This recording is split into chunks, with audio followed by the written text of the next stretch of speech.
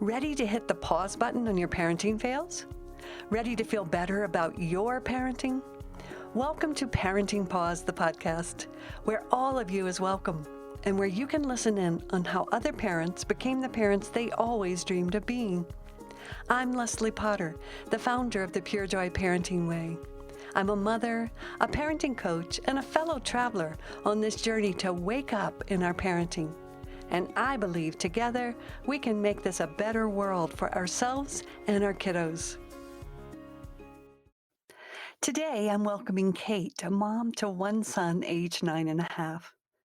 Kate found herself challenged by her precocious son and found setting healthy personal boundaries difficult.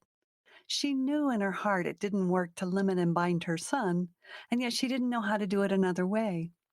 Listen in as she shares her journey, which led to including her needs in the mix, and how this opened the door to seeing her child in a new, profound way. Hello, Mama. Thanks for Hey, joining me Leslie. today. Yeah.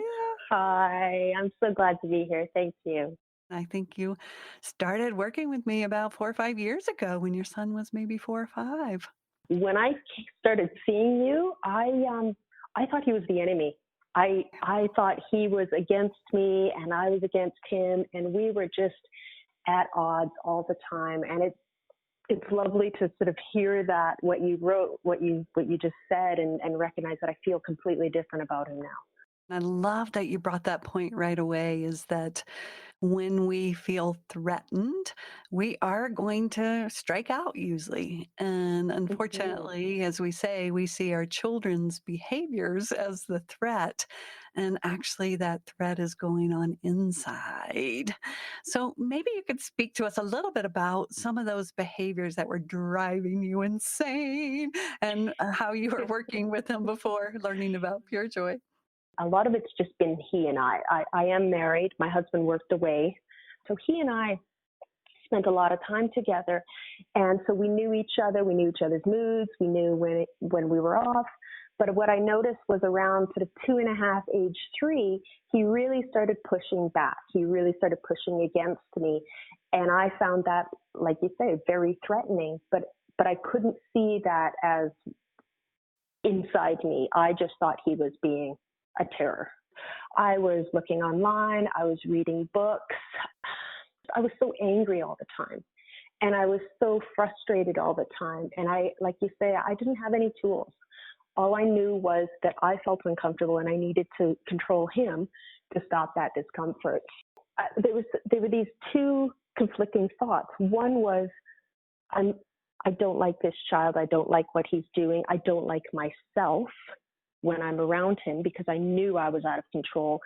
And then the other part was, I love him so much and I can see the light in him, but I felt like I was smothering it. That's our internal experience when we turn it back in. We've often talked in Mm-hmm. these podcasts about our children are kind of the location of a part of us that we don't like, right? Mm-hmm. And I can just hear that conflict inside of you, a part of you that just hates yourself, and your need for control and how you are. And then this other part that is the one that reached out, that loves you, knows that there's a light in there, knows that this is not who you are, the way you're behaving. Mm-hmm. And what I love about my son, and always have, is that he has his own boundaries. He has his own mind, and he does what he likes and does what he wants. But the other part of me was like, yeah, but I still want him to do what I want him to do. So, and absolutely, I was able to see that in myself. As a child, I would often just keep myself small, not rock the boat, and not have an opinion on what I wanted or how I wanted my life to be. And yet there was this little boy who was doing exactly what I wasn't able to. And I think there was so much conflict in me because I'm like, I didn't know how to deal with that. It felt very uncomfortable. I know. Isn't that the craziest thing? As I say, my favorite blog post was, I'm raising a girl to say no, but not to me. Right? Exactly. Right? Like you say, I really want my kid to have healthy personal boundaries and to take care of themselves, but just don't do that with me, please. Yes, yes. And I wanted to want to please me, but not other people. That's what was so crazy making for me. I knew how I wanted to parent. I wanted to parent as, a strong girl. I wanted her to have healthy boundaries. I wanted her to be able to say no. And it was Mm. so incredibly daunting when she did. Yes, Mm. how uncomfortable, Mm. hey? And such Yeah. craziness inside myself and Yes. such anger that I didn't realize was there. Well, that's what we find out is they trigger this past experience inside. And so the anger was actually a self-aggression toward yourself.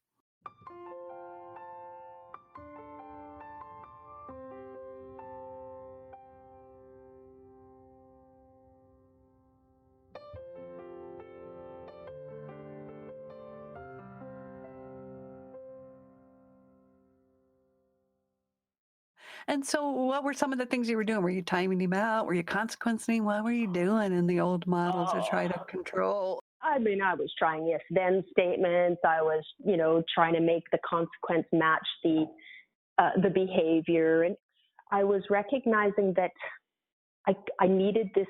There was something I needed to get away from him when I was feeling triggered.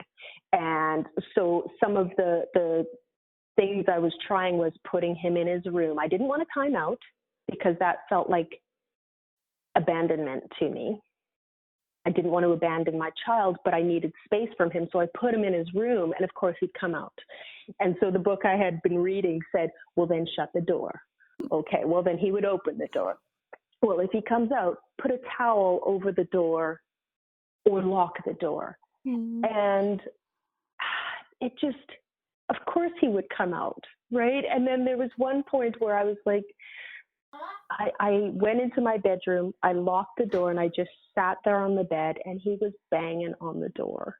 And that was sort of the breaking point for me because he was just so upset, and I was just so upset.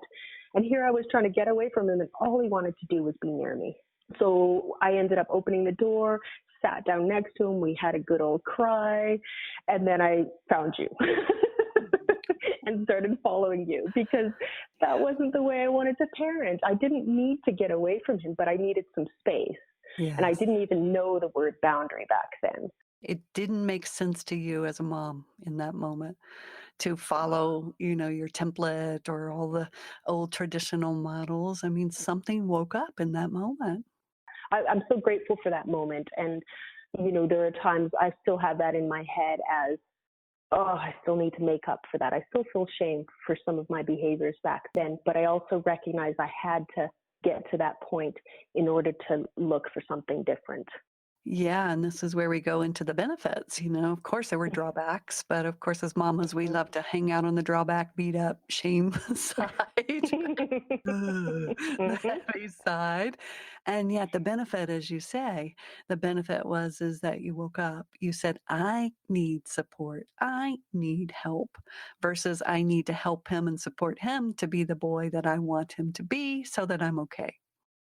Exactly. And it had never occurred to me that I needed to change. Wow. Never occurred to me till that moment. He was behaving exactly as a 2.5, 3-year-old would behave.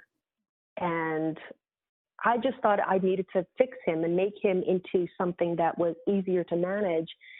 But he was having none of it, Leslie. I love our children. and so patient. He just kept at it until I was ready to change. Yeah. Yeah, wow, that's the beauty in that moment that you did. This is the love part, if you can really, Mm-hmm. I tell mamas just to love that the light did come on. So Yes. you came to me and you joined one of the care groups that I lead and Mm-hmm. jumped right in. I remember you jumped right in, and yet, as you say, it was really hard because maybe you were expecting, on some level, to have more techniques on how I can, limit and bind my child. But what did you begin to find out that changed your whole view? Yeah, well, I mean, I've done quite a bit of sort of inner work, recognizing that, my actions are there because of how I'm feeling and how I'm thinking. So all I was able to see was how I was acting towards my child. You encouraged me to look at what I was feeling when I was acting out. I loved that first group. I came in when there were a few people that had been working with you for a bit before then. So I was pretty new. And so I did feel a bit apprehensive. I just sort of sat back for a bit. I love how you didn't tell anyone what to do. You encouraged them to sit with what they were feeling. You encouraged them to go inside and sit with that discomfort. And so I was able to do that in listening to other people's stories, other people's issues. And so, I mean, it didn't feel like I jumped in. It felt like I sat on the edge for a bit. Mm-hmm. But I also understand that, I mean, I knew nothing was going to change unless I did the work. I'd tried as much as I could up to that point. I needed to jump in. I needed to look at that discomfort because I didn't want to look at my son as the enemy. It felt so harmful to him and to our relationship. Well, I felt you really jumped in, and I really deeply appreciated your curiosity. That's what I appreciated the most. And this is the power of the group, as you say. I don't always have to jump in, you know. Everybody is so willing to share and to come into that deeper place. So what you're describing to folks, I want folks to know, is the grounding process that we use in this work, which is called the safe seat. And that's what you begin to do. You begin to create a safe place, and the group held that for you until you can hold that for yourself. But you began to create this safe base. So take us a little on the journey of what began to shift and how it began to look different, your relationship, first of all, with yourself and then with your son. Well, using the safe seat process, I found it would give me a chance to pause and not to react. Even just the motion. I mean, initially I had a physical space on the couch, and it wasn't far from my son because he absolutely would not let me leave the room. But even just that physical motion of going somewhere to sit. In my mind, I would visualize, okay, I'm leaving this energy, this conflict right now. And I wasn't leaving the room, I wasn't running away, but I was taking myself away for a little bit. But then I was also sitting down. So I was also trying to calm some of that energy. I wasn't running away, I wasn't hiding, I wasn't yelling, I wasn't screaming, which was very difficult to do because that had been my go-to reaction. And I couldn't do the practice for long initially. It felt very uncomfortable to sit there and to sit with those feelings. I mean, it got better. Absolutely, it got better. And I was grateful for the practice group that kept encouraging me to keep at it. Because in my experience, if I felt discomfort, I would run away. And what I understood from the group was we need to sit with that because we can't get through it unless we sit with it for a bit.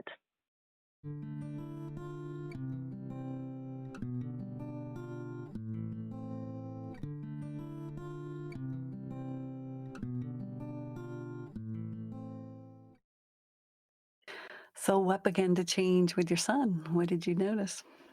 Well, my initial safe seat practice was, like I say, he wanted to sit next to me, or he wanted to stand next to me and throw pillows at me. And initially, I mean, what I would have to do was I started communicating better. Instead of just yelling, I would tell him, I'm just going to sit over here and calm down and take a few minutes to calm down. And he would initially want me not to. He would get mad at me, but then I would tell him, I'm going to stay close, but I'm not acting very kindly right now. So I need to take some time and be kinder. And sometimes it was awkward because I'd be sitting there crying, but what I would do is I would just talk it through for myself, but also let him know what I was doing. Well, you were role modeling for him how to offer kindness to yourself. I guess I was. Mainly, I didn't want him to hit me with pillows anymore. Just giving him a play-by-play. But absolutely, I was, in hindsight, that's what I was doing. But I was also trying to remember, okay, what would Leslie say? Okay, yes, there's the kindness. Okay, and there's the discomfort, and there's that hurt deep down that I want to shove down. Okay, well, let's just sit with that for a bit. And eventually my son would just come and sit next to me. And, although I didn't feel like I got a huge release, it would be enough to calm me down. And it would be enough that I could put my arm around him and enjoy having him close. Whereas before, there was no way I could do that. Yeah.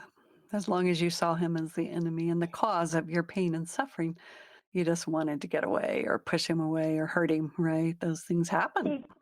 Exactly. And when I took a few minutes, sometimes it was even 30 seconds, right? Sometimes it wasn't a lot of times it was enough to say, okay, Kate, you're hurting right now. What can you do to take care of yourself, right? Oh, kindness, right? Leslie would say, you were in my head a lot. It wasn't so much what would Leslie do, because you're a human being and you're not perfect. And I haven't seen you at home practicing, but you were in my head a lot. What would Leslie say? Oh, let's have some kindness, okay, little one, let's, and I would give myself a hug. And so I would do that a lot during that time, just as a reminder. And it felt ridiculous, but it was what I needed. What I like to tell folks is the real threat was your mind, right? Your kid was just hitting you with pillows or, standing up for himself or being inappropriate for his age, or appropriate for his age, saying, no, I don't like that, or stop it. And the danger is actually what our mind tells us about reality. It's not reality itself. Well, and I didn't know that until I sat still. When I was moving and trying to control him and trying to manage things, I didn't have that insight. And when I stopped and I would sit still, my thoughts and my mind would be loud, and I could listen. Yeah, I had never stopped to listen. It was amazing. And then I could very much say to my son, it's not you, it's me right now. I'm the one upset right now, and I need to calm down. Oh, just so beautiful, though. I mean, this is that moment of deep separation from my experience needs to be your experience, right? That codependent moment when we want to fuse with our children to get them to act a certain way so that we can, believe in our own experience that it's the reality. And in that moment you're talking about, you were able to separate out and say, okay, I'm having my experience, but this other human being next to me is also having theirs, which is just as valid.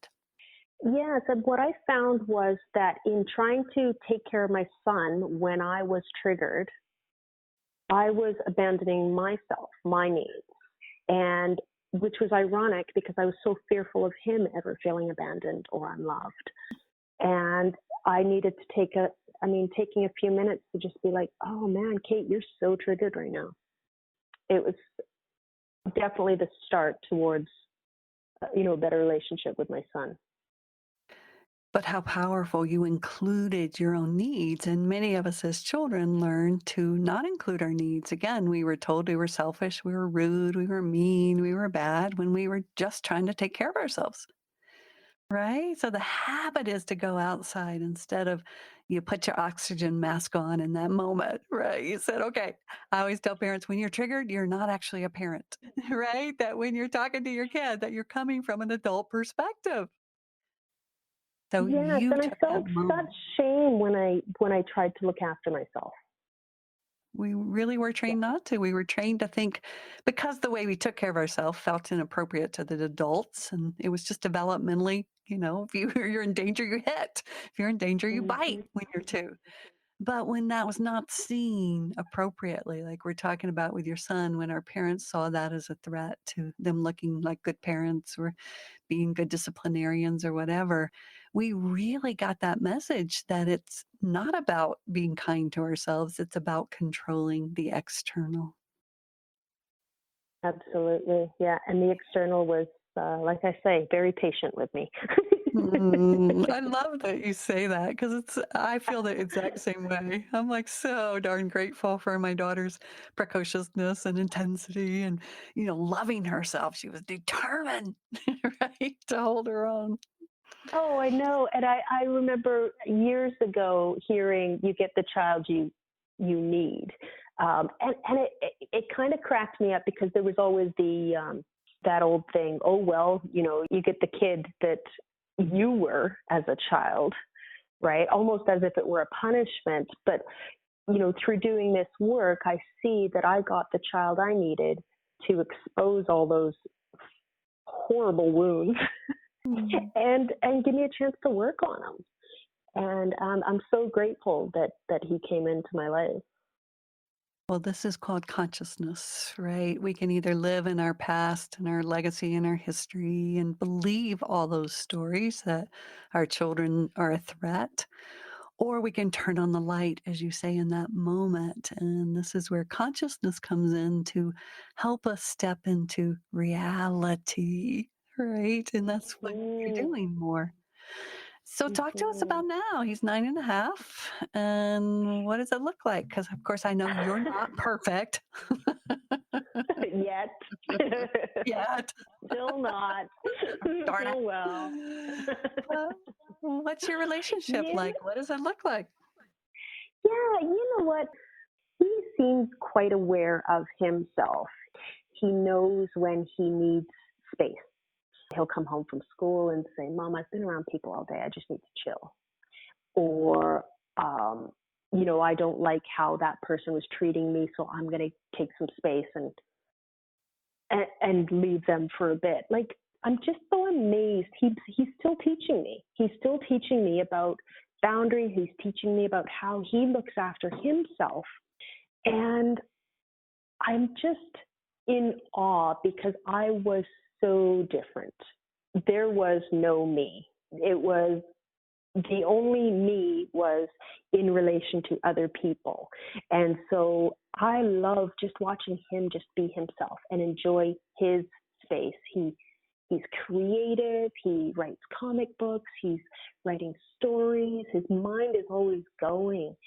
And it's really fun to just sit and just watch that.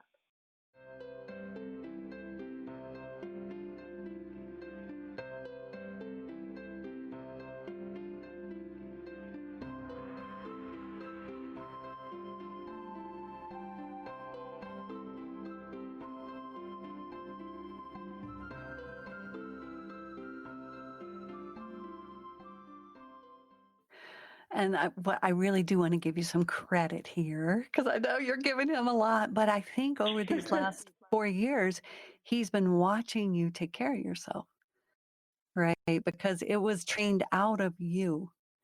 And you can't train a child to take care of himself unless you're taking care of yourself. I just found that didn't work. I couldn't give her permission to take care of herself if I wasn't willing to take care of myself. So I really hear that you've been doing the depth of the work to learn to find out what's okay with you and what's not okay with you, and to begin to take your space and set those healthy boundaries. And I think your son has been watching. Oh, thank you. That's lovely to hear. I'm not perfect, but I do try, and sometimes my try looks different. But what I love is I can always step back, and I can always stop and say, okay, hey, this isn't going the way I want it to go, or apologize to him, and say, look, I didn't act the way I would have liked to. Can we start again? And it just feels like there's this space now for mistakes.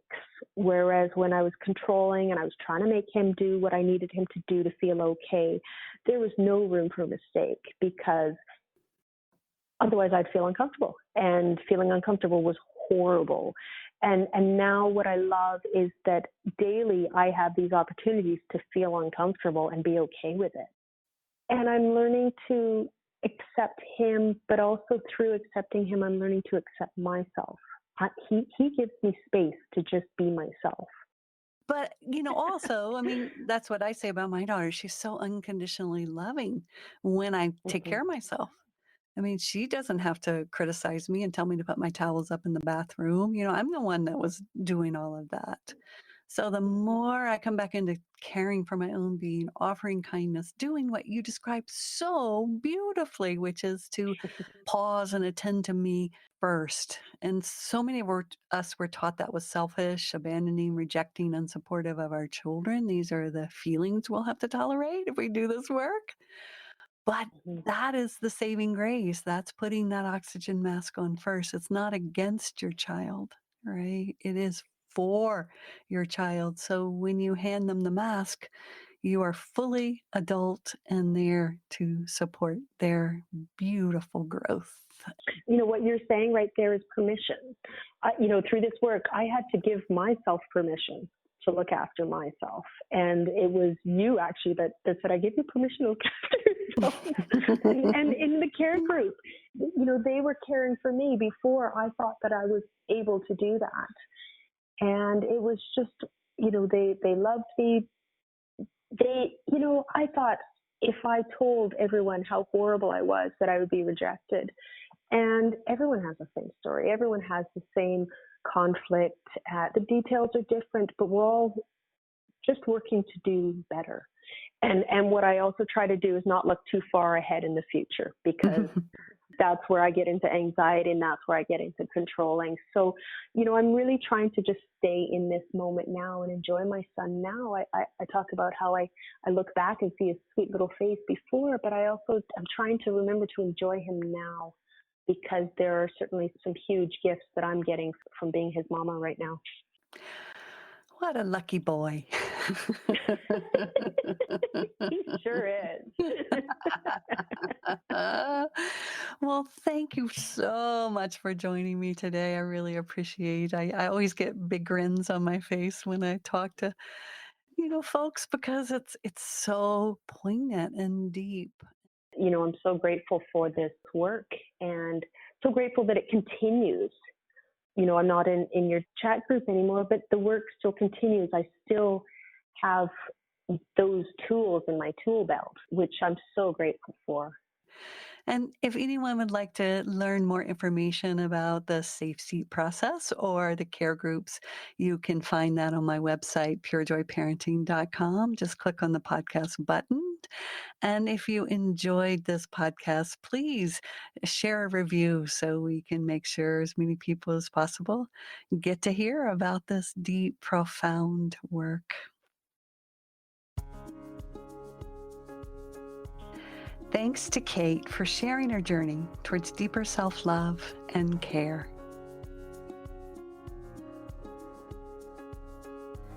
Parenting Paused is produced by Kim Paletti at Sound Mind Productions. Music by Jan Perchik. You can find the show notes at www.purejoyparenting.com, where you'll get access to the foundational practice of Pure Joy, the Safe Seat, and find links to relevant topics, as well as a transcription of the show. And if this work inspires you and you would like to practice, come join us in my free Pure Joy Parenting Practice group. You'll find the link in the show notes. Thank you for being here today and listening to the Parenting Pause podcast, your partner and support in finding the joy in yourself and with your children. And remember, if you're about to scream, pause.